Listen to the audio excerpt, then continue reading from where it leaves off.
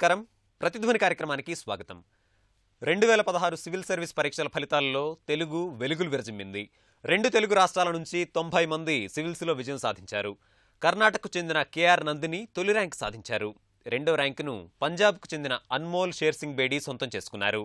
3వ ర్యాంకును శ్రీకాకుళం జిల్లాకు చెందిన రోణంకి గోపాలకృష్ణ సొంతం చేసుకున్నారు. తెలుగులో సివిల్స్ రాసి తెలుగులోనే మౌఖిక పరీక్షకు హాజరైన గోపాలకృష్ణ ఈ విజయాన్ని సాధించారు.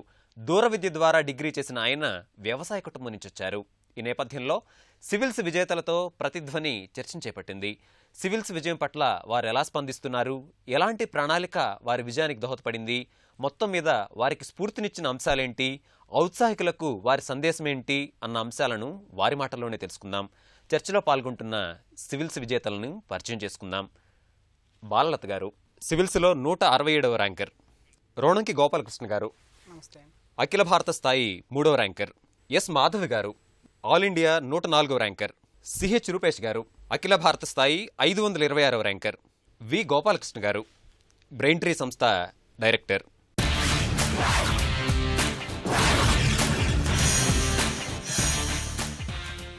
గోపాలకృష్ణ గారు, అఖిల భారత స్థాయిలో 3వ ర్యాంకు సాధించినందుకు మీకు కృతజ్ఞతలు, అభినందనలు. విజయం ఎట్లా సాధ్యమైంది? అఖిల భారత స్థాయిలో 3వ ర్యాంకు ఒక తెలుగు మీడియం విద్యార్థి తెలుగు ఆప్షనల్గా రాయటం అనేటటువంటిది తొలిసారిగా చెప్తున్నారు. దువ్వూరి సుబ్బారావు గారు, అడపా కార్తీక్, ముత్యాల రాజు వంటి ముగ్గురు వ్యక్తులు ఆల్ ఇండియా స్థాయిలో మొదటి ర్యాంకు సంపాదించి తెలుగు కీర్తిని ఘనంగా చాటారు. అయితే మీరు వారందరికన్నా భిన్నంగా తెలుగు మాధ్యమంలో రాసి 3వ ర్యాంకు సంపాదించారు. అసలు ఈ ఘనత, ఇంతటి విజయం ఎట్లా సాధ్యమైంది? దీనికంతటికీ కఠోర నిరంతర శ్రమ అండి. సాధిస్తాననే నమ్మకం ఎప్పుడు కూడా నేను కోల్పోలేదు. నిరంతరంగా గత 11 ఏళ్ల నుంచి నాకు అదే పనిగా చదివాను. తల్లిదండ్రులు, మా అన్నయ్య, మా చెల్లెలు వీళ్ళందరి ప్రోత్సాహం వల్ల నేను ఇంతటి గొప్ప విజయాన్ని అందుకోగలిగాను. తెలుగుని దేశంలోనూ ఒక వెలుగుగా నింపగలిగాను. 3వ ర్యాంక్ వస్తుంది అన్నటువంటిది మీ ఊహలో ఎప్పుడైనా ఉందా? నా ఇంటర్వ్యూ అయ్యాక సార్ చాలామంది అభ్యర్థులు అడిగితే, కలిస్తే, ఫోన్ చేస్తే అందరికీ చెప్పాను. నాకైతే ధైర్యంగా గుండె నిబ్బరంతో చెప్పాను అనమాట. నాకు డెఫినెట్లీగా 100లోపు ర్యాంక్ అయితే వస్తుందా అని చెప్పాను. కొందరు మా శ్రేయోభిలాషులకి అయితే 10లోపు ర్యాంక్ వస్తుందని చెప్పాను. కానీ చాలాసార్లు నాకు అనిపించింది 10లోపు ర్యాంక్ వస్తుందని ఊహించారు. కానీ చాలాసార్లు అనిపించింది మొదటి ర్యాంక్ నేనే ఎందుకు కాకూడదు, ఆ మొదటి ర్యాంక్ నాకే వస్తుందేమో అని కూడా అనిపించిందండి. మీ కుటుంబ నేపథ్యం, మీరు పెరిగినటువంటి వాతావరణం, వీటి గురించి తెలుసుకోవాలని చాలా ఆసక్తిగా ఉంది. మాది శ్రీకాకుళం జిల్లా పలాస మండలం పారసంబ గ్రామం అండి. అదొక మారుమూల పల్లెటూరు అండి. నాన్నగారి పేరు రోణంకి అప్పారావు, మా అమ్మగారి పేరు రోణంకి రుక్మిణమ్మ. మేము ఆ కుటుంబానికి ముగ్గురం అండి. మా అన్నయ్య రోణంకి కోదండరావు, ఆయన ఇప్పుడు ఎస్బీఐ అసిస్టెంట్ మేనేజర్గా పనిచేస్తున్నారు. నేను, తర్వాత మా చెల్లెలు రోణంకి ఊర్వశి, ఆమెకు మ్యారేజ్ అయిపోయింది. ఆమె వాళ్ళ భర్త సిందిరి జయరాం ఆర్మీలో పనిచేస్తున్నారండి. నేను 1 నుంచి 5వ తరగతుల వరకు మా ఊరి ప్రభుత్వ ప్రాథమిక పాఠశాలలో విద్యను అభ్యసించాను తెలుగు మీడియంలో. మా ఊరి నుంచి 4 కిలోమీటర్ల దూరంలో ఉన్న బ్రాహ్మణ తర్లా, జడ్పీహెచ్ఎస్ బ్రాహ్మణ తర్లాలో 6 నుంచి 10 తరగతులు విద్యాభ్యాసం చేశాను. నాకు 10వ తరగతిలో 80% మార్కులు వచ్చాయండి. అండ్ ఇంటర్మీడియట్ ప్రభుత్వ జూనియర్ కళాశాల పలాసలో చేశానండి. 76% మార్కులు వచ్చాయి. మా నాన్నగారు ఈ ముగ్గురిని చదివించడం కష్టమైందండి. ఎందుకంటే మాకు ఆ గ్రామంలో 50 సెంట్ల భూమి ఉంది. ఇంకా 3 ఎకరాల పొలంని కౌలుకు తీసుకొని ఆయన చేసేవారు. ఈ కౌలుకు తీసుకోవడం వల్ల ఏమీ మిగిలేదు కాదండి. ప్రభుత్వ పాఠశాలలో చదివినప్పటికీ కూడా చదివించడం, పోషించడం చాలా కష్టమైంది. దాన్ని చూసి నేను మా అన్న ఇద్దరం కూడా అది యాజ్ ఎర్లీ యాజ్ పాసిబుల్ మనకి జాబ్ నీడ్, ఏదో ఒక ఉద్యోగాన్ని మనం అందుకుందాం, ఏదో ఒక ఇది చేద్దామనే దృక్పథంతో నేను 2004లో డైట్ సెట్ టీటీసీ అంటారండి, అది రాయడం జరిగింది. అందులో నాకు 799వ ర్యాంక్ వచ్చింది. పశ్చిమ గోదావరి జిల్లాలో నేను డైట్ దోబచర్లలో నేను 2 ఏళ్ల టీచర్ ట్రైనింగ్ కోర్స్ చేశానండి. ఆ తర్వాత అదృష్టవశాత్తు 2006 డిఎస్సి వచ్చింది. అందులో నేను సెకండరీ గ్రేడ్ టీచర్గా ఎంపికయ్యాను. మొదట నేను జడ్పీహెచ్ఎస్ సిలగాంలో సెకండరీ గ్రేడ్ టీచర్గా పనిచేశాను, కవిటి మండలం. ఆ తర్వాత ప్రస్తుతం వరకు ఎంపీపీ స్కూల్ రేగులపాడు పలాస మండలంలో చేస్తున్నానండి. అండ్ 2006-2009 మధ్యలో నేను ఆంధ్ర యూనివర్సిటీలో దూర విద్య ద్వారా అంటే డిస్టెన్స్ ఎడ్యుకేషన్ ద్వారా డిగ్రీ పూర్తి చేయడం జరిగిందండి. ఇది నా క్వాలిఫికేషన్. అంటే ఇటు 1వ తరగతి నుంచి ప్రాథమిక స్థాయి నుంచి ప్రభుత్వ పాఠశాలల్లో విద్యాభ్యాసం కొనసాగించిన మీరు గ్రాడ్యుయేషన్ని దూర విద్య ద్వారా చేశారు. అవును సార్. దూర విద్య ద్వారా చేసి ఈ రోజు అఖిల భారత స్థాయిలో 3వ ర్యాంక్ సంపాదించారు. అవును సార్. అద్భుతమైన విజయం. గోపాలకృష్ణ గారు, మరి మీరు సివిల్స్ వైపు అడుగులు వేయాలన్న ఆలోచన ఎప్పుడు వచ్చింది? మొదటి నుంచి అత్యున్నతమైన స్థితిలో ఉండాలనే మా నాన్న ఎప్పుడు కలలుగనేవారండి. రైట్. ఎప్పుడు కూడా మా నాన్న ఒకే మాట చెప్పేవారు, మీరు నాలా కాకూడదు, నేను వ్యవసాయ రైతు కూలీని, మీరు నాలా కాకూడదు. మీరు ఎప్పుడు కూడా ఆయన భాషలో ఆయన చెప్పేవాళ్ళు అనమాట, మీ పాకెట్లో గ్రీనింగ్ పెన్ ఉండాలి, మీరు ఒక గజిటెడ్ అధికారులుగా మీ ఇద్దరిని నేను చూడాలి, అది నా కళ అని అనేవాళ్ళు. ఆ తర్వాత 2006 నుంచి నేను ఆ ప్రిపరేషన్ కొనసాగించాను. అంటే మా కుటుంబ నేపథ్యం అండి, ఇంటర్మీడియట్ వరకు మా ఇంటికి కరెంట్ లేని పరిస్థితి అండి. ఒక పూరి గుడిసెలో ఉండేవాళ్ళం. 1 నుంచి 5 తరగతుల వరకు మా ఇంటి పక్కన స్కూల్ ప్రాబ్లం లేకపోయింది, కానీ 6 నుంచి 10 తరగతుల విద్యను అభ్యసించడానికి 4 కిలోమీటర్లు రోజు నడవాల్సి వచ్చేదండి. మొత్తం పొలాలు గట్లేని, మధ్యలో పెద్ద వాగు ఉండేదండి. ఆ వాగు ఒకసారి పొర్లిందంటే చుట్టూ తిరిగి వెళ్లాల్సిన పరిస్థితి అండి. దాదాపు 15 కిలోమీటర్లు నడవాలి. దీంట్లో మా నాన్న ఇప్పుడు కూడా మా ఊరు నాతో పాటు చదువుకున్న పిల్లలందరినూ వాగు వస్తే ఉప్పెంగితే ఉంచేసేవాళ్ళండి. కానీ మా నాన్నగారు మాత్రం నన్ను, మా అన్నయ్యని, మా చెల్లాయిని ఎప్పుడు కూడా ఉంచబెట్టలేదు అనమాట. 15 కిలోమీటర్లు అయినా సరే వెళ్ళండి, మీరు ఒకరోజు కూడా మిస్ కాకూడదు ఎడ్యుకేషన్ అనే ప్రోద్బలం చేశారండి. ఈ నేపథ్యాలు, ఇవన్నీ కష్టబాధలు నేను అనుభవించాను, కల్లారా చూశాను. ఎస్పెషల్లీ నాకు సేవాభావం అంటే చాలా ఇష్టం అండి. ఏదో ఒకటి చేయాలి, ఏదో ఒకటి సమాజానికి మనం అంటూ ఏదో ఒకటి చూపించాలి. మనల్లా బతకడంలో ఎటువంటి మజా ఉండదు, ఎటువంటి సంతృప్తి ఉండదు. మనం ఇతరుల్లో సాయపడడంలో అత్యంత సంతృప్తి ఉంటుంది. అండ్ మా అమ్మా నాన్న కూడా దీనికి కారణం అండి. మా నాన్నగారు వ్యవసాయ ఫీల్డ్కి నాకు తీసుకుని వెళ్ళి, నేను ఇంత అట్మోస్ట్ ప్లెజర్తో నేను చేశాను ఈ వ్యవసాయాన్ని, ఇంత క్రాప్ ప్రోడక్ట్ వచ్చింది, నువ్వు కూడా నీ ఎడ్యుకేషన్లో పూర్తి సన్నద్ధతో చదువు, ఎంత కొండనైనా పిండి చేయగలవు. ఈరోజు ఎల్కేజీ యూకేజీలకి లక్షల రూపాయల డొనేషన్లు కట్టి ఏసీ రూములో చదువుతున్నటువంటి విద్యా వ్యవస్థలో కాకుండా సాధారణమైన ప్రాంతం నుంచి వచ్చి అద్భుత విజయం సంపాదించారు. బాలత్ గారు, 2005లో మీరు సివిల్స్ పరీక్షల్లో విజయం సాధించారు. అఖిల భారత స్థాయిలో 5వ ర్యాంక్ సంపాదించినటువంటి అద్దంకి శ్రీధర్ బాబు వంటి వ్యక్తులు కూడా మేము బాలత్ గారి నుంచి స్ఫూర్తి పొందాం అన్నటువంటి మాటను పదే పదే చెప్పారు. ఈరోజు మళ్ళీ మీరు మరొకసారి సివిల్స్ బరిలో నిలిచి మరొకసారి విజేతగా నిలిచారు. ఎందుకు ఈ ప్రయత్నం? ఇప్పటి విజయం ఎలా అనిపిస్తోంది? ఈ ప్రయత్నం నా కోసం చేసింది కాదండి. గత 10 సంవత్సరాలుగా నేను కోచింగ్ ఇస్తున్నాను. నేను పాస్ అయిన తర్వాత 10 సంవత్సరాల నుంచి ఫస్ట్ 5 ఏళ్ళు చెన్నైలో పోస్టింగ్, తర్వాత హైదరాబాదు.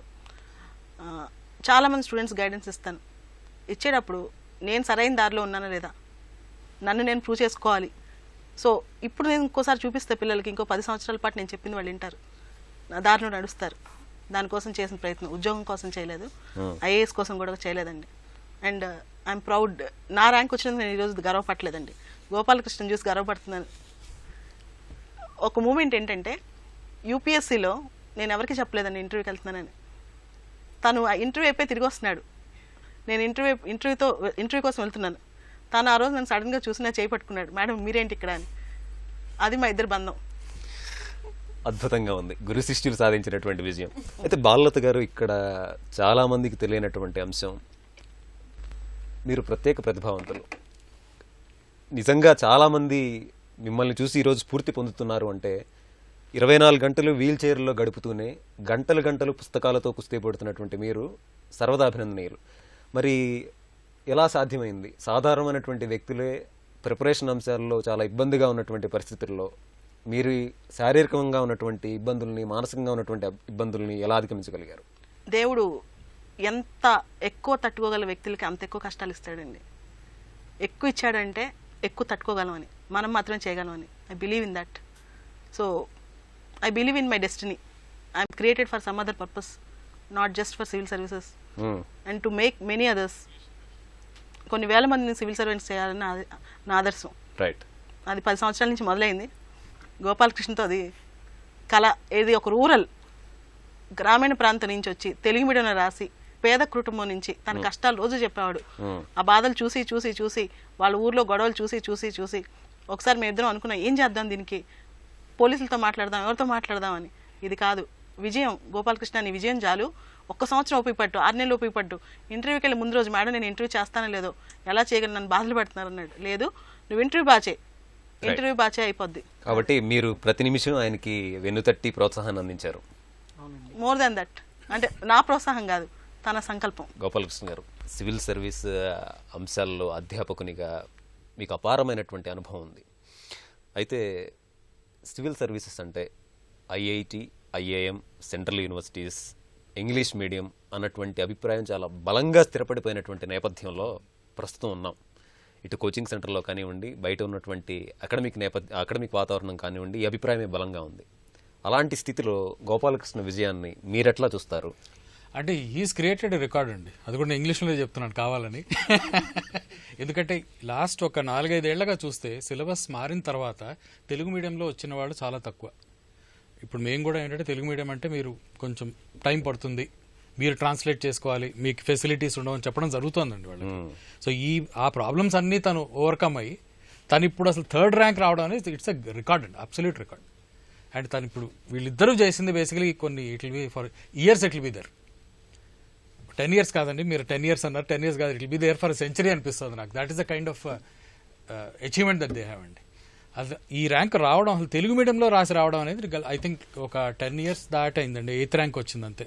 ఆ తర్వాత మళ్ళీ మనకు అసలు తెలుగు మీడియంలో రాసి వచ్చిన వాళ్ళు ఎవరు లేరు. దానికి చాలా కారణాలు ఉన్నాయి. మధ్యలో ఎగ్జామ్ మారడం కూడా మేజర్ కారణం అండి. ఆ సీసాట్ అని ఒకటి తీసుకొచ్చి ఆ తర్వాత మార్చిన తర్వాత ఆ ఎఫెక్ట్ ఇప్పుడు మనకి ఇక్కడ తెలుస్తుంది. సీసాట్ పరీక్షల్లో ఆంగ్ల భాషకు అధిక ప్రాధాన్యత ఇచ్చి యూపీఎస్సీ సంస్కరణలు చేయడం ద్వారా గ్రామీణ ప్రాంత విద్యార్థులు నష్టపోయారన్నటువంటిది చాలా బలంగా వినిపించిన వాదన. అవునండి. అయితే గోపాలకృష్ణ గారి విజయం భాషకి ప్రతిభకి సంబంధం లేదు అనేటటువంటి దాన్ని నిరూపించింది అని అనుకోవచ్చా? అంటే నష్టపోయారండి. మనం ఒక 4 ఏళ్ళు నష్టపోయాం. 4 ఏళ్లలో ఇంకా చాలా మంది వచ్చుండొచ్చు. ఈ ర్యాంక్ వచ్చేదని నేను అంటలేదు, చాలా మంది గ్రామీణ ప్రాంతాల నుంచి వచ్చుండొచ్చు. ఈ మార్పు తీసుకొచ్చిన తర్వాత తనిప్పుడు అచీవ్ చేసిన దాన్ని చూసి I now will have more people. Gopalakrishna గారు, మీరు అనేక వేల మందికి ఇటు మాక్ ఇంటర్వ్యూలు నిర్వహించారు, శిక్షణ ఇచ్చారు. గోపాలకృష్ణ గారు మీ దగ్గర మార్క్ చేసినప్పుడు ఆయన ఎలా ఉన్నారు?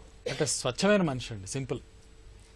తనకు ఒకటే చెప్పాను, తెలిసింది తెలిసినట్టు చెప్పు, తెలియకపోతే తెలియదని చెప్పాను. తనకు ఆ నేచర్ ముందు నుంచే ఉందండి, నేను చెప్పాల్సిన అవసరం లేదు.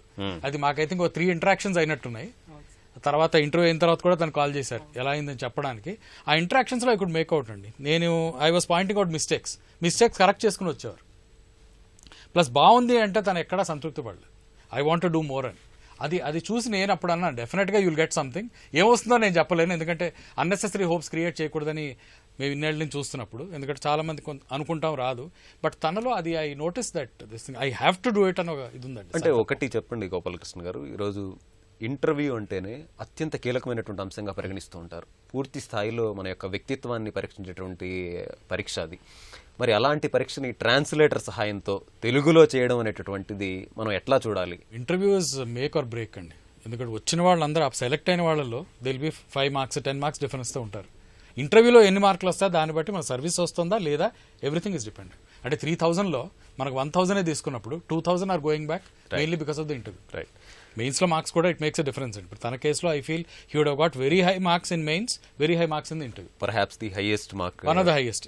ఆ మాట నేను చెప్పాను ఇంటర్వ్యూ చెప్పిన తర్వాత 200 మినిమం, అంతకంటే తక్కువ రాదు అని కూడా ఫోన్ మీదే చెప్పారండి. ఇంటర్వ్యూ కోచ్ దీనిలో కూడా ఇక్కడ మిస్టేక్ ఉంది, ఇది చదువుకోవాలి అంటే దాన్ని మనం ప్రాక్టీస్ చేయాలి. చాలా మంది చేసే మిస్టేక్ ఏమిటంటే 4-5 అందరి దగ్గరికి వెళ్తారు, అది వెళ్ళాలండి, వెళ్ళి మనం we have to take advice. ఇచ్చిన అడ్వైస్ మీద యూ హ్యావ్ టు యాక్ట్. అది చేయరు. తనలో ఉన్న బేసిక్ ఫీచర్ ఏంటంటే అడ్వైస్ తీసుకుని దాని మీద యాక్ట్ చేసి మళ్ళీ నేను చేశాను అని వచ్చి చూపించేవాడు అని. అది వెంటబడి మరి దొరక్కపోతే ఫోన్లు చేసి వెంటబడి అది నాకు చాలా నచ్చింది. మాధవ్ గారు, అఖిల భారత స్థాయిలో మీరు 104వ ర్యాంక్ సంపాదించారు. ఎకనామిక్స్ ఆప్షన్గా 104వ ర్యాంక్ రావడం అనేటువంటిది అత్యంత అరుదైన అంశం. చాలా తక్కువ మంది ఎంచుకుంటారు అని చెప్పి వింటూ ఉంటాం. మరి మీ ప్రిపరేషన్ అనుభవాలు ఏంటి? ఎకనామిక్స్ ఎంచుకోవడానికి కారణం ఏంటి? ఎకనామిక్స్ ఎందుకు చూస్ చేసుకున్నా అంటే నా బ్యాక్గ్రౌండ్ అది ఎంఏ ఎకనామిక్స్. ఇంకా ప్రెసెంట్ అయితే పిహెచ్డి కూడా రీసెంట్గా ఎన్రోల్ అయ్యాను ఎకనామిక్స్లో. సో బ్యాక్గ్రౌండ్ ఉంది కాబట్టి, సబ్జెక్ట్ మీద ఇంట్రెస్ట్ కూడా ఉంది కాబట్టి జాయిన్ అయ్యాను. కాకపోతే అంత స్మూత్గా అయితే జరగలేదు, ఎందుకంటే ఇది అన్కన్వెన్షనల్ కాబట్టి మనకి మెటీరియల్ చాలా తక్కువ ఉంటుంది, టెస్ట్ సిరీస్ లాంటివి దొరకవు, గైడెన్స్ అయితే ఆబ్వియస్లీ ఇక్కడ లేదు, ఢిల్లీ వెళ్ళాల్సిందే. సో అటువంటి ప్రాబ్లమ్స్ అయితే ఫేస్ చేశాను అన్కన్వెన్షనల్ ఇది తీసుకున్నందుకు. కాకపోతే నాకు ఎకనామిక్స్ మీద ఉన్న స్పెషల్ లవ్ తోటి వచ్చినా రాకపోయినా ఇదే అన్నట్టు ముందే ఫిక్స్ అయ్యి ఉన్నాను కాబట్టి సో ఇంకా అదే తీసుకున్నాను. మీ నేపథ్యం ఏంటి, ఎక్కడి నుంచి వచ్చారు, సివిల్స్లో విజయం ఇది ఎన్నోసారి? వెస్ట్ గోదావరి పాలకొల్లు నుంచి వచ్చాను. సో లాస్ట్ టైం కూడా రాశాను, నేను ప్రిలిమ్స్ క్లియర్ చేశాను కానీ మెయిన్స్ అవ్వలేదు. ఇది సెకండ్ అటెంప్ట్. తాతయ్య అమ్మమ్మ దగ్గరే ఉన్నాం మేము చిన్నప్పటి నుంచి. ఎవరు పేర్లు? గంట రామచంద్రరావు తాతయ్య, అమ్మమ్మ సావిత్రి. సో చిన్నప్పటి నుంచి అక్కడే పాలకొల్లులో అమ్మమ్మ వాళ్ళ ఇల్లు అది అక్కడ. ఇంకా మామయ్యలు అమ్మ సైడ్ నుంచి సపోర్ట్ చాలా ఉంది. మామయ్య వాళ్ళందరూ, పిన్ని, ఇంకా మా అక్క చార్టెడ్ అకౌంటెంట్, తను జెన్పాక్లో వర్క్ చేస్తున్నారు. సో వీళ్ళందరి సపోర్ట్ చాలా ఉంది. ఏ రోజు ప్రెషర్ అయితే ఎప్పుడూ లేదు. అయితే అవుతుంది, లేదంటే లేదు. ఇంట్లో ఎలా ఉంటారంటే అవ్వకపోతే వాళ్ళే మిస్ అవుతారు, అంతేగాని నువ్వు బాధపడాల్సింది ఏం లేదన్నట్టుగానే ఉండేవాళ్ళు. రిజల్ట్ వచ్చే ముందు కూడా అదే అన్నారు, వస్తే వస్తుంది లేదంటే లేదు, ఏదైనా ఒకే రకంగా తీసుకోగలగాలి అన్నట్టు. సో అది చాలా హెల్ప్ అయింది. ఇంకా ఫ్రెండ్స్, ఈ ఎగ్జామ్ అంటే అన్ని అప్స్ అండ్ డౌన్స్ ఉంటాయి. సో డిప్రెస్డ్ మూమెంట్స్ చాలా ఉంటాయి. అర్ధరాత్రి కాల్ చేసినా కూడా మాట్లాడి వినేవాళ్ళు ఫ్రెండ్స్ ఉన్నారు. అది చాలా బిగ్గెస్ట్ సపోర్ట్ అది. రూపేష్ గారు, సివిల్స్ ప్రస్థానం మీరు ఎప్పుడు ప్రారంభించారు? 526 వస్తుంది అన్నటువంటిది మీరు అంచనా వేశారా? గవర్నమెంట్ హై స్కూల్లో చదివాను అప్ టు 10th క్లాస్. ఎక్కడ? హసన్పర్తి మండలం, హసన్పర్తి గ్రామం, వరంగల్ జిల్లా. సో గవర్నమెంట్ స్కూల్ కాబట్టి ఐఏఎస్ ఐపీఎస్ వాళ్ళు వచ్చేవాళ్ళు, ఆయన ప్రోగ్రామ్స్ అయినా మీటింగ్స్ అయినా అని. సో అప్పుడే అనుకునేవాడిని, సో అయితే జాబ్ ఇలాంటి ఏదైనా కొడితే ఇలాంటివి ఉండాలి, ఏదైనా ఒకటి గట్టిగా సాధించాలని. సో మా నాన్నగారు ఆటో డ్రైవర్. సో మేము ముగ్గురం. సో కొద్దిగా చాలా ఇబ్బంది ఉండేది ఆర్థికంగా.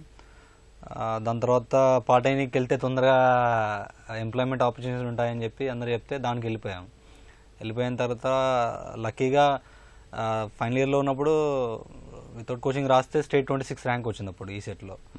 సో నేను జాబ్ చేద్దాం అనుకున్నాను. సో మంచి ర్యాంక్ రావడం వల్ల మా ఫ్యామిలీలో కొందరు రిలేటివ్స్ హెల్ప్ చేశారు కొద్దిగా. సో అలా నేను గ్రాడ్యుయేషన్కి వెళ్ళాను. గ్రాడ్యుయేషన్ తర్వాత ఇక జాబ్ చేయకుండా తప్పే పరిస్థితి లేదు. సో దాని తర్వాత ఫైనల్ ఇయర్లో ఉండగానే రాశాను, స్టాఫ్ సెలెక్షన్ కమిషన్లో జూనియర్ ఇంజనీర్ ఎగ్జామ్ రాశాను. బీటెక్ అయిపోగానే వచ్చేసింది. After 4th day of my graduation I join అక్కడ చెన్నైలో జాయిన్ అయ్యాను. అక్కడ చాలామంది ఇన్కమ్ ట్యాక్స్ ఆఫీసర్స్, కమిషనర్స్ చూశాను. సో మన తెలుగు వాళ్ళు కూడా చాలామంది ఉన్నారు అక్కడ. నేను చేసిన జాబ్కి అక్కడ వాళ్ళతో లింక్ ఉంది. సో వాళ్ళ దగ్గర నుండి చాలా కోఆపరేషన్ లభించింది అండ్ గైడెన్స్ కూడా చాలా లభించింది. అండ్ డైలీ వాళ్ళని చూసినప్పుడల్లా అనిపించేది అంటే మనకు పొటెన్షియల్ ఉంది, వీ కెన్ అచీవ్ దట్ అని. సో స్టార్టింగ్ ఇయర్స్లో నాకు గైడెన్స్ ఎవరు లేరు చెప్పేవాళ్ళు. సో అలా చాలా ఇబ్బంది పడ్డాను. అక్కడికి వెళ్ళిన తర్వాత by God's grace they helped me a lot. 14లో ప్రిలిమ్స్ కూడా రాలేదు, 15లో మెయిన్స్ రాశాను, రాలేదు. 16 ఈసారి మళ్ళీ ట్రాన్స్ఫర్ అయ్యింది నాకు మిడిల్లో. ఇక్కడే ఉండి ఇంట్లో ఉన్నాను, ఫ్యామిలీ సపోర్ట్ ఉంది, సో ఫ్రెండ్స్ సపోర్ట్ ఉంది. సో పీస్ఫుల్గా జాబ్ చేసుకుంటూనే రాశాను. మీకు ప్రేరణ కల్పించినటువంటి అంశాలు ఏంటి? చిన్నప్పటి నుండి అంటే నా పెంపకం అలా జరిగిందండి. అంటే చాలా చూసాం, అంటే వాళ్ళు కష్టపడడం, ఆల్కహాల్ కన్సంప్షన్ వల్ల ఫ్యామిలీస్ ఎలా సఫర్ అవుతాయి, ప్లస్ బేసిక్ మనీ లేకుంటే పిల్లలు ఎంత సఫర్ అవుతారని నేను చూశాను. చెప్పులు అరిగిపోతే సగం చెప్పులతో నడిచేదండి ఎండాకాలం. అంటే చెప్తున్నా, అంటే కొత్తగా కొనుక్కోలేము. సో సగం కాలుతుంటుంది నడుస్తుంటే. ఒక పూట బళ్ళు పెడతారు కదా, అప్పుడు సగం కాలుతుంటుంది, సగం టకడగా మళ్ళీ నడవాలంటే మినిమం ఒక 2-3 కిలోమీటర్స్ నడవాలి ఇంటికి, బస్ స్టాండ్లో అక్కడ మన.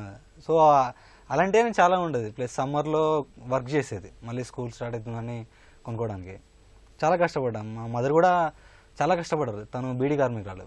సో తను ఎంత ఆరోగ్యం బాగాలేకున్నా కూడా తను కష్టపడ్డారు. ముగ్గురం కాబట్టి ఇక తినడానికి అప్పుడు సరిపోకపోయేది. సో లక్కీలీ మా అన్నయ్య గ్రాడ్యుయేషన్ చేసి కొంచెం జాబ్ తెచ్చాడు. దాని తర్వాత మా అక్కయ్య సాఫ్ట్వేర్ చేసి తను షీ గాట్ జాబ్. కష్టాల కడలి ఇది విజయ తీరం చేరుకున్నారు. గోపాలకృష్ణ గారు, సివిల్ సర్వీస్ పరీక్ష అంటే అనేక రకాలైనటువంటి అపోహలు, భయాలు, అన్నిటికీ మించి అవగాహన లోపం ఉన్నాయి. ఈరోజు ఢిల్లీ వెళితేనే సివిల్స్ వస్తుంది అనేటువంటిది, ఇంగ్లీష్లో రాస్తేనే విజయం వస్తుంది అనేటువంటిది, ఇలాంటి అంశాలన్నిటినీ మీ విజయం పటాపంచలు చేసిందని చెప్తున్నారు. మీరు ఢిల్లీ వెళ్ళారా?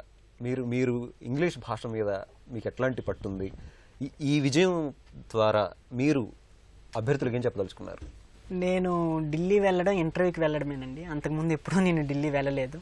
అండ్ ఇంగ్లీష్ భాష మీద పట్టు అంటే జనరల్గా ఇంగ్లీష్ వన్ ఆఫ్ ద సబ్జెక్ట్గా 10th వరకు చదువుకున్నాం, ఇంటర్మీడియట్లో చదువుకున్నాం, అంతవరకేని. బట్ రీడింగ్ రైటింగ్ వరకు ఓకే, కానీ speaking, next news paper చాలా కష్టంగా ఉండేవి. మీరు నమ్మరండి, నేను 2006లో సివిల్స్ ప్రిపరేషన్ స్టార్ట్ చేసేటప్పుడు అందరూ మీలాగే అంటే మీరు ఇప్పుడు అన్నారు కదా, అలాగే అనేవాళ్ళు, హిందూ పేపర్ చదవాలి, హిందూ పేపర్ బాగా ఫాలో అవ్వాలని. అయితే హిందూ పేపర్ ఒకటి కొనేవాడినండి. నాకు పూర్తిగా హిందూ పేపర్ చదవడానికి 15 రోజులు పట్టేదండి. ప్రతి దానికే అర్థం రాసుకునేవాడిని, ప్రతి మీనింగ్ తెలుసుకునేవాడిని. చాలా వెరీ పూర్ అనమాట ఇంగ్లీష్లో. తెలుగులో మాధ్యమంలో రాసే వెసులుబాటు ఇక్కడ ఉన్నప్పటికీ క్వశ్చన్ పేపర్ మాత్రం ఇంగ్లీష్లోనే వస్తుందండి. ట్రూ. కాబట్టి మనం కనీసం క్వశ్చన్ ఏమి ఇచ్చారు, ఏమి అడిగారు అనేది తెలుసుకోవడానికైనా కనీసం ఇంగ్లీష్ పరిజ్ఞానం, కనీసం కాదండి, చాలా ఎక్కువగానే ఉండాలి. ఎందుకంటే అక్కడ చాలా ఉంటాయండి, క్రిటికల్లీ అనలైజ్, ఎక్స్ప్లెయిన్, అలాంటి చాలా చిన్న పదాల్లో ఉంటాయి, కానీ చాలా అర్థాలు, భావాలు పూర్తిగా మారిపోతుంటాయి. ముఖ్యంగా వ్యాసం ఇచ్చినప్పుడు వ్యాసంలో ఎసెన్స్ అనేటటువంటి అర్థం కావాలంటే భాష అవసరం అండి, తప్పకుండా అవసరం. అయితే దానికోసం నేను చాలా వర్క్ చేయాల్సి వచ్చింది. భాష ముఖ్యం కాదండి, భావం ముఖ్యం. మనం రాసేటప్పుడు వాడు ఇచ్చే క్వశ్చన్కి మనం ఎంత విశ్లేషణాత్మకంగా, ఎంత క్రిస్ప్గా, ఎంత అందంగా, ఎంత మనసుకు హత్తుకునే విధంగా రాసామనే దాన్ని బట్టి ఉంటుంది. అండ్ యూపీఎస్సి మాత్రం వెరీ గ్రేట్ అండి, చాలా ఉన్నతమైన సంస్థ. గత స్వాతంత్రం వచ్చి ఇప్పుడు 60 ఏళ్ళు అవుతుంది. తన యొక్క ఇంటిగ్రిటీని, తన తాలూకా గొప్పతనాన్ని నిలుపుకుంటూ నాలాంటి మట్టిలో మాణిక్యాలను వెలికి తీస్తుందంటే నిజంగా చాలా గొప్ప సంస్థ అండి. నేను చెప్పేది ఏంటంటే, మనలో ప్రతిభ ఉంటే, యూపీఎస్సి పల్సన్ మనం పట్టుకోగలిగితే భాష ఏదైనప్పటికీ పెద్ద హడ్డిల్ కాదు. బట్ ఇంగ్లీష్ మాత్రం ఆ ఇంగ్లీష్ ప్రశ్న మనకి అర్థమయ్యే విధంగా తెలిసి ఉండాలండి. ఆ నాలెడ్జ్ అయితే ఉండాలి. దాని మీద మాత్రం ఎవరైనా ఫ్యూచర్ ఆస్పిరెంట్స్, తెలుగు ఆస్పిరెంట్స్ ఎవరైనా ఉంటే దాని మీద కొంచెం వర్క్ చేయాలండి. ప్రిపరేషన్కి సంబంధించి మీరు ఇంగ్లీష్ ఇబ్బందిగా అనిపించిన సమయంలో మీరు సమాచారం కోసం తెలుగు పత్రికలను ఆశ్రయించేవారా? తెలుగు పత్రికలు మీ విజయంలో ఎలాంటి పాత్ర పోషించాయి? వాస్తవంగా చెప్పుకోవాలంటే నేను 2004 during my diet set onwards అండి, టీటీసీ కోచింగ్ చదువుతున్నప్పటి నుంచే నాకు తెలుగు దినపత్రికల్లో ఈనాడు దినపత్రిక అంటే మక్కువ ఎక్కువ అండి, చాలా ఎక్కువ. అంటే ఇప్పటికి ఎలా అయిపోయానంటే, ఎడిక్ట్ అయిపోయానంటే, ఒక రకంగా నేను వ్యసన గురయ్యానేమో అనిపిస్తుంటుంది. ఆ రోజు నేను ఈనాడు పేపర్ చదవకపోతే, పర్సనల్గా, నా ప్రిపరేషన్ పరంగా కాదు, పర్సనల్గా ఆ రోజు ఏదో నేను ఒకటి కోల్పోయినట్టు ఉంటాను. ఎంత బిజీ వర్క్లో ఉన్నాం, రాత్రి నిద్ర వచ్చేస్తున్న టైం లేదు, రాత్రి పడుకునే పోయే ముందు కూడా 1 గంట కొంచెం చదివేయాలి. మొత్తం చదివిస్తే అమ్మయ్య ఈరోజు ఈనాడు పేపర్ చదివేశాను, ఓకే. గత 10 సంవత్సరాల తాలూకా ఈనాడు పేపర్ క్లిప్పింగ్లన్నీ నా దగ్గర ఉన్నాయండి. అండ్ ఇంకొకటి నేను గమనించానండి, నేను హిందూ పేపర్, ఈనాడు పేపర్ 2 చదివేవాడిని. ఈనాడులో ఇటీవల ఒక 4-5 సంవత్సరాల నుంచి ప్రత్యేక విభాగం అని స్పెషల్గా ఒక ఫోకస్, ఒక ఏరియా మీద పెట్టి చేస్తున్నారండి. ఆ అంశాలు ఈవెన్ నాకు హిందూ పేపర్లో కూడా ఎక్కడ దొరకపోయేవండి. అంత విశ్లేషణ, అంత బాగా చక్కగా ఉండేవి. ఆ పాయింట్స్ అన్నీ నేను చక్కగా నోట్స్లో రాసుకొని, మొన్న మెయిన్స్లో కూడా ఆ పాయింట్స్ చాలా బాగా ఉపయోగపడ్డాయి. నాకు చాలా రకాల ప్రశ్నలకి నాకు సమాధానాలు లభించాయి. నిజంగా నేను ఈనాడు దినపత్రికకి, మీ ఈనాడు ఈటీవీకి రుణపడి ఉంటానండి. గ్రేట్. గతంలో టీచర్ పోస్ట్ కాక మీరు ఇతర పరీక్షలు ఏమన్నా రాశారా? సివిల్స్లో ఇది మీది ఎన్నో అటెంప్ట్? ఇది నా 4వ ప్రయత్నం అండి. మొట్టమొదటిసారిగా నేను 2011లో సివిల్స్ రాశానండి. సారు గోపాలకృష్ణ సార్ ఇందాక చెప్పినట్టు, మీరు ఇందాక అన్నట్టుగా సీసాట్ కొత్తగా అప్పుడే ప్రవేశపెట్టారు. నాలాంటి మారుమూల గ్రామీణ ప్రాంత విద్యార్థులకు అది పెద్ద హడ్డీలు అయిందండి. ఆ సంవత్సరం నేను సక్సెస్ సాధించలేకపోయాను. నిజంగా సీసాట్ అనేది నాలాంటి అభ్యర్థులకి చాలా హడ్డీలండి. దాన్ని క్వాలిఫైయింగ్ పేపర్ చేయడం వల్లే నేను ఇంత గొప్ప విజయాన్ని అందుకున్నానండి. అది మాత్రం ఈ సభాముఖంగా చెప్పుకుంటున్నాను. లేదంటే మీరు ప్రిలిమినరీలోనే వెనక్కి వెళ్ళే పరిస్థితి అండి. దో మనకి రైటింగ్ స్కిల్స్ ఉన్నా, మెయిన్స్ లో సమగ్రమైన నాలెడ్జ్ ఉన్నా సరే, ప్రిలిమినరీలోనే వెనుదిరిగే పరిస్థితి అండి. అండ్ నేను 2014, 2015లో కూడా రాశాను, అవ్వలేదండి. ఇది నా 4వ ప్రయత్నం. అన్ని అయ్యి మొదటిసారిగా మెయిన్స్ రాసి మొదటిసారిగా ఆల్ ఇండియా ర్యాంక్ వచ్చిందండి. రైట్. ఆ తర్వాత 2011 తర్వాత నేను 2012లో బేసికల్లీ నేను టీచర్ కమ్యూనిటీ, మారుమూల ప్రాంతం, బంధువులు, శ్రేయోభిలాషులు, మిగతా అందరు కూడా అంటే వాళ్ళ ఇష్టపూర్వకంగా చెప్పారో నన్ను వెనకలాగడానికి చెప్పారో తెలియదు, కానీ చాలా మంది సజెషన్ ఇచ్చారు. నువ్వు ఒక్కసారి ఎవరెస్ట్ శిఖరాన్ని టార్గెట్ చేస్తున్నావు, అది నీ వల్ల కాదు, నువ్వు డిస్టెన్స్ ఎడ్యుకేషన్ లో చదివావు, నీ వల్ల కాదు, ఒకసారి మిగతా స్టేట్ ఎగ్జామ్స్ చూడు అంటే నేను అప్పుడే గ్రూప్ 1 ఎగ్జామ్ నోటిఫికేషన్ వచ్చిందండి. దానికి నేను అప్లై చేయడం, వెంటనే బాగా ప్రిపరేషన్ సాగించడం, తెలుగులోనే రాయడం, ప్రిపరేషన్ సాగించడం, ఇంటర్వ్యూ కూడా సెలెక్ట్ అయ్యానండి. అప్పుడు వెంటనే నాలో నాకు ఒక ధైర్యము స్థైర్యము వచ్చిందండి.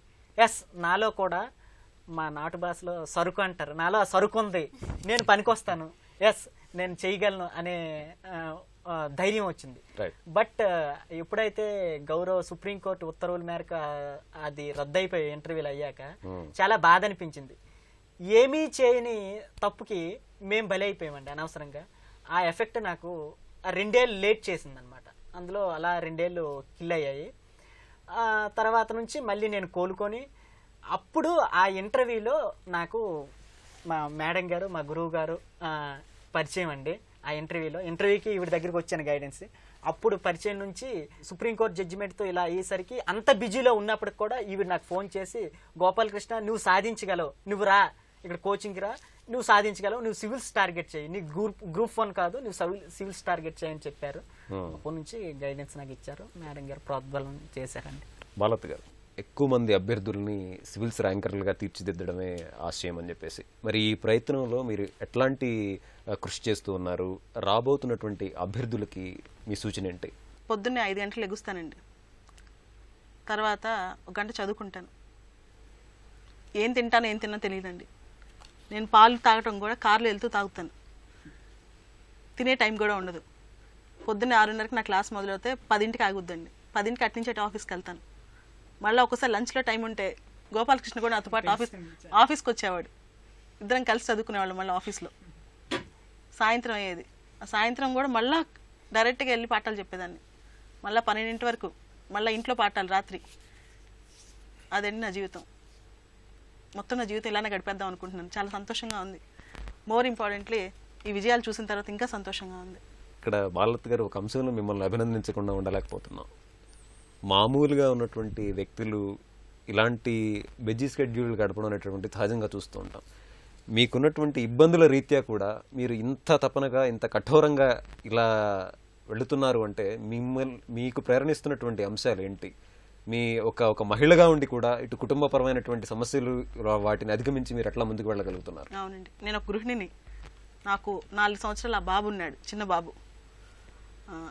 మా అత్తగారు, మామగారు, మా అమ్మ, మా నాన్న, నాకు పెద్ద ఫ్యామిలీ ఉంది, ఉద్యోగం ఉంది. ఇన్స్పైట్ ఆఫ్ దట్ నేను ఎందుకు చేస్తున్నానంటే, నేను విజయం సాధించడం నాకు గొప్ప అనిపించదండి. ఏ రోజు మన కోసం మనం చేసుకోవడం ఏ రోజు కరెక్ట్ కాదు. అది మనం పుట్టినందుకు ఒక పర్పస్ ఉంటుంది, ఒకటి రాసిపెట్టి ఉంటుంది. దాన్ని నేను ఖచ్చితంగా బిలీవ్ చేస్తానండి. అండ్ నాకు ఇంత వైకల్యం ఉండి కూడా నేను సాధించాను కదా, ఎంతోమందిని నేను ఎందుకు చేయలేను అనే ఒక నాకు మనసులో భావన చాలా ఎక్కువ అండి. అండ్ మోర్ ఇంపార్టెంట్లీ ఈ రోజుల్లో యువత మేము చేయలేము, చాలామంది దగ్గరకు వస్తారండి. మేజర్ ప్రాబ్లం ఏంటంటే ఇన్ఫీరియారిటీ కాంప్లెక్స్. మేము సాధించగలమా? ఆ ధైర్యం వాళ్ళకి ఇచ్చేవాళ్ళు ఉంటే చాలు. జస్ట్ ఫైర్ వాళ్ళకి ఇవ్వాలి, ఇస్తే ప్రతి ఒక్కరు సాధించగలరు. గోపాలకృష్ణ గారు, సివిల్ సర్వీస్ పరీక్షల్లో అభ్యర్థులకు సరైనటువంటి మార్గదర్శకత్వం చాలా కీలకం. కానీ ఈరోజు ఇటు గోపాలకృష్ణ గారు చెప్పడం కానివ్వండి, లేదా ఇతర అభ్యర్థులు చెప్తున్నటువంటిది, కొన్ని సందర్భాల్లో ఫ్యాకల్టీని చేరుకోవడమే గగనంగా మారిపోతుంది. అసలు వారితో సంభాషించడమే చాలా కష్టంగా మారిపోతుంది. అభ్యర్థుల్ని ఆకట్టుకునేలాగా మాట్లాడడం మినహాయించి అభ్యర్థులకు కావాల్సినటువంటి కనీస ప్రోత్సాహం అనేటువంటిది కూడా రావటం లేదు అన్నటువంటి ఆందోళన ఉంది. అలాంటి సమయంలో మరి మీరు అభ్యర్థుల్ని ఎలా హక్కును చేర్చుకోగలుగుతున్నారు? ఈ అంశంలో మీరు ఎట్లా వాళ్ళ వెంట నిలుస్తున్నారు? టైం అండి, వాళ్ళకి మనం ఎంత టైం కేటాయిస్తున్నది. మీరు అన్న దానికి ప్రాబ్లంకి రీజన్ ఏంటంటే అభ్యర్థులు ఎక్కువైపోయారు, టీచర్స్ తక్కువైపోయారు. సో మనకి టీచర్స్ కావాలండి, చాలా టీచర్స్ చాలా ముఖ్యం. 2, టీచర్ స్టూడెంట్తో సబ్జెక్ట్ కంటే ఎక్కువ వాళ్ళ ప్రాబ్లమ్స్ అవి డిస్కస్ చేయాలండి, చాలా ఇంపార్టెంట్ అది. ఇప్పుడు నేను నార్మల్లీ ఏం చేస్తానంటే, నా దినచర్యలు నేను ఫోన్లు చేసి మాట్లాడలేకపోయినా. సో అలా వాళ్ళ ప్రాబ్లమ్స్ కొన్ని సాల్వ్ చేయొచ్చు. అలా అని కాకపోతే వాళ్ళు కూడా వెయిట్ చేయాల్సి వస్తుంది. ఇప్పుడు చాలామంది ఢిల్లీ వెళ్ళిన వాళ్ళు కూడా చెప్పారు, సార్ 1.5 గంట వెయిట్ చేయాలా టీచర్తో మాట్లాడంటే 5 నిమిషాలు కూడా మాట్లాడరని. ఆ టీచర్కి కూడా ఓపిక ఉండదు, ఫ్యాక్ట్ అది, ఎన్ని క్లాసులు తీసుకుంటారంటే. సో మనం బేసిక్ ఇన్ఫర్మేషన్ వాళ్ళ దగ్గర తీసుకుని, అండ్ వాళ్ళ ప్రాబ్లం ఏమిటో సాల్వ్ చేయాలండి. That is more important for a teacher. అది నా ఉద్దేశంలో ఏ టీచర్ అయినా చేస్తారండి. ఒక genuine teacher apart from other things ఏంటంటే they will always understand the problem of the student and వాళ్ళ వెనకాల ఉంటారు and they will support them. That is there. 2015 civils ఫలితాలని 2016 సివిల్స్ ఫలితాన్ని మనం గమనించినప్పుడు మధ్యలో సీసాట్ ప్రవేశపెట్టినప్పుడు తెలుగు అభ్యర్థుల సంఖ్య తగ్గిపోయినటువంటి సంగతి తెలిసింది. అవునండి. కానీ 17లో మరొకసారి పునర్వైభవం వచ్చిందన్నారు. 16లో మాత్రం అద్భుతమైనటువంటి విజయం. మరి 90 మంది ఎంపిక అవటాన్ని మీరు ఎట్లా విశ్లేషిస్తారు? నంబర్ ఆఫ్ పీపుల్ ఎప్పుడూ మనకి అదో లక్ ఫ్యాక్టర్. సో ప్రతి నెక్స్ట్ ఇయర్ ఇది వస్తుందని నేను అన్నాను. రాలేదని కూడా ఎందుకు రాలేదని కూడా మనం ప్రశ్నించాల్సిన అవసరం లేదు. కాకపోతే ఏంటంటే అభ్యర్థులు పెరిగారు, కష్టపడుతున్నారు, అది తెలుస్తుంది. ఇవి ఈ ఇయర్ నేను ఇప్పుడు చేసిన విశ్లేషణ సౌత్ ఇండియాలో ఎక్కువ మ్యాక్సిమం ఫ్రమ్ తమిళనాడు ఉంటారు. ఈసారి ఎక్కువ మనకి ఆంధ్రప్రదేశ్, తెలంగాణ నుంచి ఉన్నారు. అది మన ఫస్ట్ అచీవ్మెంట్. అది ఇది కంటిన్యూ అవ్వాలని నేను కోరుకుంటున్నాను. దీనికి కారణం ఏంటంటే వాళ్ళ వ్యక్తిత్వం కూడా చూస్తే మన దగ్గర ఏమిటంటే 1 ఇయర్ ప్రిపేర్ అయ్యి రాకపోయేసరికి నిరుత్సాహపడి వేరే నెలలోకి వెళ్ళిపోతున్నారు. ఇటువంటి వాళ్ళు దానికి స్ఫూర్తి అండి. That you have to continue with that. Gopalakrishna గారు, సివిల్ సర్వీస్ అంటే మొదటగా ఢిల్లీ, రెండవది దక్షిణ భారతదేశంలో హైదరాబాద్ అన్నటువంటి పేరు చాలా బలంగా స్థిరపడిపోయింది. ఇటు కోచింగ్ పరంగా కానివ్వండి, లేదంటే ఇక్కడ ఉన్నటువంటి వాతావరణ పరంగా కానివ్వండి, ఏ మేరకు ఇది సివిల్స్ అభ్యర్థులకు అనుకూలంగా ఉందంటారు? అంటే ముఖ్యంగా ఉందండి కోచింగ్ కంటే ఇప్పుడు మన దగ్గర మన న్యూస్ పేపర్లు కానీ మన మీడియా కానీ ఈ విషయంలో చాలా చేస్తున్నారండి. ఇంకా ఏ భాషలోనూ ఇటువంటి లేదు. ఏ పేపర్ అయినా తీసుకోండి, ఈనాడు కానీ ఏదైనా సరే, అంటే మనం మాట్లాడుతున్నాం కాదు కానీ ఇన్ని ఆర్టికల్స్ కానీ క్వశ్చన్ పేపర్స్ ఐ థింక్ ఏ లాంగ్వేజ్లోనూ లేవండి. అంటే మనకు ఆ ఎక్స్పర్టైజ్ ఉంది, మనం కూడా దాన్ని యూజ్ చేసుకుంటున్నాం. ఈరోజు అఖిల భారత స్థాయిలో మొదటి ర్యాంక్ సంపాదించిన నందిని గారు కూడా హైదరాబాద్లోనే కోచింగ్ తీసుకున్నారని చెప్పేసి చెప్తున్నారు. అవునా? మాధవ్ గారు, ఎకనామిక్ ఆప్షన్తో మీరు పరీక్ష రాశారు. మరి కోచింగ్ పరంగా మీరు ఎక్కడన్నా జాయిన్ అయ్యారా? గైడెన్స్ అంశాల్లో ఎవరిని సంప్రదించారు? జనరల్ స్టడీస్ అంటే నేను అనలాగ్లో కోచింగ్ తీసుకున్నాను. అక్కడ బాలత మేడం ఎథిక్స్ చెప్పారు. సో అది చాలా హెల్ప్ అయింది. నేను ఈసారి ర్యాంక్ వచ్చింది కూడా ఎథిక్స్ ఎస్ఐ వల్లే అన్నట్టు అనుకుంటున్నాను. ఎకనామిక్స్ అయితే కోచింగ్ ఎక్కడ తీసుకోలేదు. ఇక్కడ నేను జాయిన్ అవుదాం అన్నా కానీ ఇక్కడ ఎకనామిక్స్ ఇచ్చేవాళ్ళు ఎవరు లేరు. సో యూనివర్సిటీలో ప్రొఫెసర్స్ హెల్ప్ ఉంది. ఇంకా నాది మాస్టర్స్ కాబట్టి అక్కడ ఫ్రెండ్స్ ఉన్నారు. సో ఆ ఎన్వైరన్మెంట్ ఉంది. సో కోచింగ్ లేకపోయినా అది పెద్ద ప్రాబ్లం కాలేదు. కానీ కాకపోతే ఈ సపోర్ట్ సిస్టమ్ అనేది ఉంటుంది కదా, టెస్ట్ సిరీస్ కానీ అవి చాలా క్రూషియల్. రైటింగ్ స్కిల్స్ చాలా ఇంపార్టెంట్ కాబట్టి మెయిన్స్లో అవి లేకపోవడం వల్ల అది చాలా ఇష్యూ అయింది. సో ఈసారి పేపర్ టైంలో ఫినిష్ చేయలేకపోవడం ఇటువంటి ఇష్యూస్ ఫేస్ చేశాను. అది డెఫినెట్గా ఉంది. మీరు రైటింగ్ స్కిల్స్ పై ఎట్లాంటి దృష్టి పెట్టారు? అట్లానే ఇంటర్వ్యూ ఎట్లా సాగింది? రైటింగ్ స్కిల్స్ అంటే టెస్ట్ సిరీస్, నేను విజన్ ఐఏఎస్ టెస్ట్ సిరీస్ రాశాను. అది చాలా హెల్ప్ అయింది. లాస్ట్ టైం ఆ ప్రాక్టీస్ లేకపోవడం వల్లే అసలు నేను పేపర్లో హాఫ్ కూడా కంప్లీట్ చేయలేకపోయాను. సో ఈసారి దాని మీద వర్క్ చేయడం వల్ల అది ప్రాపర్గా అయింది. And interview Vinay Mittal board వచ్చింది, చాలా కార్డియల్గా అయింది. మోస్ట్లీ ఎకనామిక్స్లోనే కంప్లీట్ ఎకనామిక్ ఇష్యూస్, ఇప్పుడు మన సర్వీస్ సెక్టర్ ఫేస్ చేసే ప్రాబ్లమ్స్ నుంచి కానీ ఇంకా కాంట్రాక్ట్ ఫార్మింగ్, నేను ఇప్పుడు రీసెర్చ్ చేద్దాం అనుకుంటున్న ఏరియా, సో అది ఎలాగా రూరల్ ల్యాండ్స్కేప్ని ఎలా చేంజ్ చేయగలుగుతుంది అనే ఆ క్వశ్చన్స్ మోస్ట్లీ ఎకనామిక్స్ ఓరియంటెడ్ అయ్యింది. సో అది ఫెచ్ అయ్యింది అనుకుంటున్నాను. ఈరోజు అమ్మాయిలు సివిల్ సర్వీసుల్లో అద్భుతమైనటువంటి విజయాలు సాధించడానికి చూస్తున్నాం. గణాంకాలు గమనిస్తే గడిచినటువంటి 6 సంవత్సరాల్లో 1 సంవత్సరం మినహాయించి మిగిలిన టాప్ ర్యాంక్స్ అన్నీ కూడా మహిళలకే వచ్చాయి. మరి మీరు ఒక మహిళా అభ్యర్థిగా, మహిళా విజేతగా మిగిలినటువంటి విద్యార్థులకు ఏం చెప్తారు?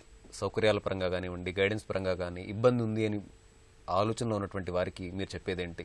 అమ్మాయిలకి ఇబ్బందులు అంటే మోస్ట్లీ ఫ్యామిలీలో అంత ఎంకరేజ్మెంట్ ఉండదని నేను అనుకుంటున్నాను. ఇప్పుడు ఒక అబ్బాయిని నువ్వు ఐఏఎస్ అవ్వు, ఐపీఎస్ అవ్వు అని ఎంకరేజ్ చేసినంతగా అమ్మాయిలకి అలాంటి ఎంకరేజ్మెంట్ ఉండదు. సో అటువంటిది ఫ్యామిలీ, మోస్ట్లీ సొసైటల్ చేంజ్ వస్తే అది ఖచ్చితంగా డిఫరెన్స్ ఉంటుంది. ఇప్పుడు మనకి మీరు అంటున్నట్టు టాప్ ర్యాంకర్స్ అమ్మాయిలు వస్తున్నారు, కానీ ఓవరాల్ మొత్తం 1000 ర్యాంక్స్లో 500 అమ్మాయిలు ఉన్నప్పుడు మనం అది ఒక పాజిటివ్ సైన్గా చూడాలి. Just top 1 rank, 2nd rank, 3rd rank ఉన్నంత మాత్రాన అది సరిపోతుందని అనుకోకూడదు. ఖచ్చితంగా అది మోస్ట్లీ ఆ సొసైటీ అది మెయిన్ హిండ్రన్స్ అని నేను అనుకుంటున్నాను ఎక్కువ. ఎందుకంటే అంత ఆ స్కోప్లో ఎంకరేజ్ చెయ్యగలరు, మీరు అది చెయ్యాలి అన్న ఎంకరేజ్మెంట్ తక్కువ ఉంటుంది. కుటుంబం నుంచి ఉన్నటువంటి సహకారమే అత్యంత కీలకంగా మనం పేర్కొనాలి మహిళల అంశాల్లో. చర్చల్లో మనతో పాటు మరొక civils ranker K Pavan Kumar అఖిల భారత స్థాయిలో 799 సాధించినటువంటి అభ్యర్థి ఉన్నారు. పవన్ కుమార్ గారు, మీరు 799వ ర్యాంక్ సంపాదించారు. ఉత్తరాంధ్ర అనేటటువంటి వెనుకబడిన ప్రాంతం నుంచి అఖిల భారత స్థాయిలో 3వ ర్యాంక్ సంపాదించిన గోపాలకృష్ణ వచ్చినటువంటి జిల్లా నుంచే మీరు కూడా వచ్చారు. మీకేమనిపిస్తోంది? సివిల్ సర్వీస్ పైన ఎప్పుడు ప్రారంభించారు? ఇది స్మూత్ జర్నీయేనా? స్మూత్ అయితే కాదండి, ఖచ్చితంగాను. నేను 2014లో స్టార్ట్ చేశాను సివిల్ సర్వీస్ ప్రిపరేషను. ముందు నుంచి నేను రీసెర్చ్ వైపు వెళ్ళాలి అనే ఉద్దేశంతో బీఫార్మసీ చేశాను. తర్వాత ఎంఫార్మ్స్లో క్లినికల్ రీసెర్చ్ చేశాను నైపర్ మొహాలి నుంచి. కానీ అక్కడికి వెళ్ళిన తర్వాత నాకేం అర్థమైందంటే రీసెర్చ్ ద్వారా చాలా లిమిటెడ్ స్కోప్ ఉంటుంది. సివిల్ సర్వీసెస్లో అయితే స్కోప్ చాలా ఎక్కువ ఉంటుంది. ప్రజలకి ఎక్కువ సేవ చేయడానికి సివిల్ సర్వీసెస్లో అవకాశం ఉంటుంది. కానీ రీసెర్చ్కి వెళ్ళేటప్పటికి మన యాంబిట్ అనేది చాలా తక్కువ అయిపోతుంది అని నాకు అనిపించింది. ఎస్పెషల్లీ మీరు అన్నట్టు ఉత్తరాంధ్ర ప్రాంతంలో ఉన్న పరిస్థితులను చూస్తే ఖచ్చితంగా చాలా వెనకబడిన ప్రాంతం. చెప్పుకోవడానికి వైజాగ్ అయితే ఉన్నది, కానీ ఎటువంటి మౌలిక సదుపాయాలు లేవు అక్కడ. సివిల్ సర్వీస్ వైపు రావడానికి ఒక్కొక్కరు ఒక్కొక్క కారణం చెప్తూ ఉంటారు. కొందరు ప్రైవేట్ సెక్టార్లో ఉన్నటువంటి ఇబ్బందులు చూసి అక్కడ ఇమడలేక తప్పనిసరిగా ప్రభుత్వ రంగం అనేటటువంటిది సేఫ్గా ఉంటుంది అన్న ఆలోచనతో వచ్చేవాళ్ళు కొందరు, సేవాభావంతో వచ్చేవాళ్ళు మరికొందరు, అనుభవాలు లేదా ఇతరుల యొక్క ప్రోత్సాహంతో వచ్చేవాళ్ళు కొందరు. మీరు ఏ కేటగిరీలోకి వస్తారు? ఖచ్చితంగా సేవాభావంతోనే వచ్చానండి. ఎందుకంటే ఏ సెక్టార్లోనే ఇబ్బందులు ఉంటాయండి. ప్రైవేట్ సెక్టార్ కావచ్చు, పబ్లిక్ సెక్టార్ కావచ్చు. ముందు మనకి సేవ చేయాలని దృక్పథం ఉండాలి ఫస్ట్. అంటే పీపుల్కి ఎంతో కొంత కంట్రిబ్యూట్ చేయాలి. రైట్. ఆ కంట్రిబ్యూట్ చేయాలనే ఉద్దేశం ఉంటేనే సివిల్ సర్వీసెస్కి రండి. మనం మనసుతో పనిచేస్తే ఖచ్చితంగా ఎక్కడైనా ఏం చేయాలనుకుంటున్నా అది చేయగలం. సెక్యూరిటీ అనేది ఇష్యూ కాదండి. ఓకే. ఖచ్చితంగాను సేవ చేయాలని ఉండాలి. ఎప్పుడైతే మనం ఇంకోటి ఏంటంటే entering in civil services is not an end in it self, it's a mean to achieve greater ends. నేను ఆ ప్రిన్సిపల్ చాలా నమ్ముతానండి. బాగా స్ఫూర్తినిచ్చినటువంటి వ్యక్తులు ఎవరు? అలానే పొలిటికల్ సైన్స్ ఆప్షన్ ద్వారా ఈరోజు మీరు ర్యాంక్ సంపాదించారు. ఇంటర్వ్యూ అనుభవం ఎట్లా సాగింది? రావడానికి మెయిన్ కారణం సివిల్ సర్వీసెస్లో ఎస్పెషల్లీ పబ్లిక్ హెల్త్లో ఉన్న ఇష్యూస్ అండి. చాలా issues public health, Indian public హెల్త్లో కానీ especially with respect to Indian education సిస్టంలో కానీ నేను ఏదో మార్చేస్తానని నేను చెప్పను. ఖచ్చితంగా రేపు పొద్దున్న ఇన్ కేస్ మళ్ళీ రాద్దాం అనుకుంటున్నాను. ఐఏఎస్ఏ కనుక నాకు వస్తే ఆ విభాగాల్లో మాత్రం ఖచ్చితంగా నా యొక్క గుర్తింపు ఉండేటట్టు మాత్రం ఖచ్చితంగా ప్రయత్నిస్తానండి నేను. నెక్స్ట్ పొలిటికల్ సైన్స్కి తీసుకోవడానికి బాలత మేడం, ఇంటర్నేషనల్ రిలేషన్స్ మీద నాకు మంచి ఇంట్రెస్ట్ ఉంది. అట్ ద సేమ్ టైం ఇక్కడికి వచ్చిన తర్వాత ఫస్ట్ నుంచి పొలిటికల్ సైన్స్కి నా మెంటర్ గైడ్ అన్ని సబ్జెక్ట్స్కి బాలత మేడం అండి. Madam coaching especially answer writing నాకు చాలా యూస్ఫుల్ అయ్యండి పొలిటికల్స్. ఇంటర్వ్యూకి వచ్చేటప్పటికి ఇంటర్వ్యూలో మెజారిటీ భాగం నాకు సుజాత మేహతా మేడం బోర్డు వచ్చింది. ఆవిడ ex diplomat foreign services. Majority of the questions ప్యానల్లో ఉన్న వాళ్ళందరూ ఐఆర్ మీద అడిగారు. ఐఆర్ మీద నాకు మంచి అవగాహన ఉంది ముందు నుంచి. సో ఐఆర్ ఉన్న క్వశ్చన్స్ అన్నింటినీ నేను ఈజీగా హ్యాండిల్ చేయగలిగాను. అంటే మొత్తానికి మీ విభాగానికి సంబంధించినటువంటి ప్రశ్నలు ఎక్కువ అడిగారు. అలాగే నేను ఎంఫార్మ్ క్లినికల్ రీసెర్చ్లో చేశాను. క్లినికల్ ట్రయల్స్లో ఉన్న ఎథికల్ ఇష్యూస్ గురించి నన్ను క్వశ్చన్ చేశారు. దాని మీద ఆల్రెడీ నేను అక్కడ రీసెర్చ్ వర్క్ చేశాను నైపర్లో ఉండేటప్పుడు. సో ఆ క్వశ్చన్స్ అన్నిటి నేను ఈజీగా హ్యాండిల్ చేయగలిగాను.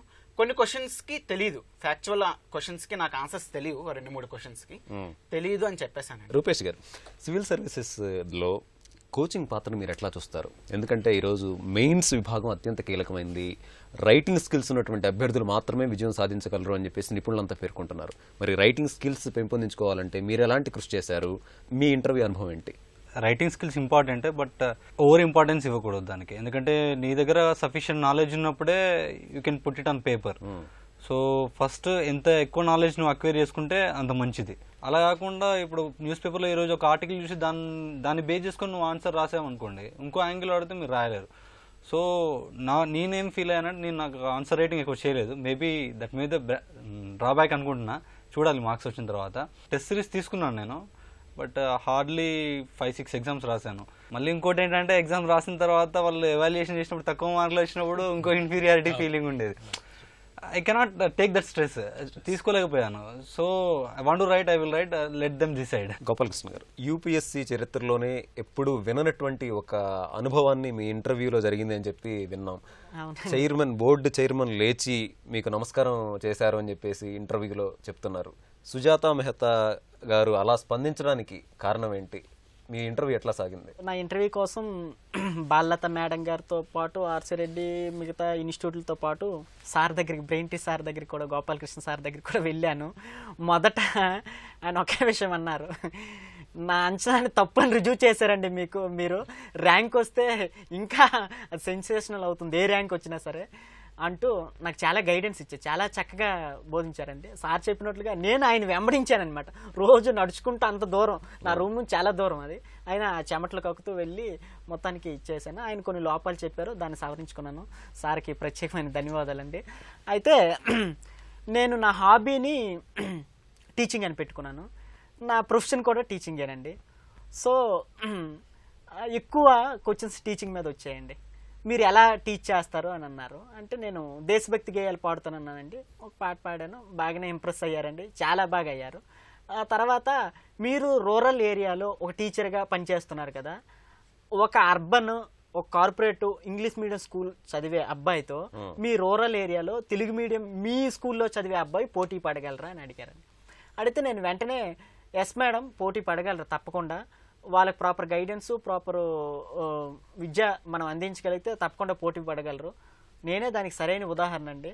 నా ఎంటైర్ ఎడ్యుకేషన్ గవర్నమెంట్ స్కూల్లో జరిగింది, డిస్టెన్స్ ఎడ్యుకేషన్లో వచ్చాను, చదివాను, ఈరోజు మీ ముందు ఉన్నాను మేడం అంటే చాలా ఇంప్రెస్ అయ్యారండి. చివరికి okay Gopalakrishna, your interview is over అనేసరికి నేను ఓకే మేడం థ్యాంక్ యూ అన్నాను. థ్యాంక్ యూ అని చైర్ సర్దుకుంటున్నాను. వెంటనే మేడం గారు మిగతా సభ్యులు పూర్తిగా లేచి నిల్చొని నమస్కారం పెట్టారండి. అది తర్వాత నాకు తెలిసింది యూపీఎస్సీలో అలాగా నెవర్ ఎవర్ జరగదని. అప్పుడే నాకు అనిపించిందండి నేను చాలా బాగా చేశాను, చాలా బాగా ఇంప్రెస్ అయ్యారని. నేను తెలుగులో మాట్లాడినప్పటికీ నా తాలూకా ఆ ఇన్నర్ నుంచి వచ్చిన నా ఫీలింగు, నా తాలూకా ఆ గ్రౌండ్ లెవెల్ రియాలిటీని వాళ్ళ కళ్ళకి కట్టినట్టు వివరించానండి. దాంతో వాళ్ళు బాగా ఎక్సైట్మెంట్ ఉంది. గోపాలకృష్ణ గారు, మీ శ్రమకు తగినటువంటి ఫలితం వచ్చింది. ఒక అధికారిగా ప్రజలకు అండగా నిలుస్తారని చెప్పి ఆశిస్తున్నాం. తప్పకుండా. తెలుగు రాష్ట్రాల నుంచి 90 మంది ఎంపిక కావడం ఔత్సాహికులకు ఎంతో స్ఫూర్తినిస్తోంది. తెలుగు మాధ్యమంలోనే రాసి తెలుగులోనే మౌఖిక పరీక్షకు హాజరై 3వ ర్యాంకు సాధించిన గోపాలకృష్ణ గ్రామీణ విద్యార్థులకు స్ఫూర్తిగా నిలుస్తున్నారు. ప్రణాళిక, కృషి, పట్టుదల ఉంటే మాధ్యమం ఏదైనా, నేపథ్యం ఎలాంటిదైనా విజయం సొంతం చేసుకోవచ్చంటున్నారు సివిల్స్ విజేతలు. ఇది నేటి ప్రతిధ్వని.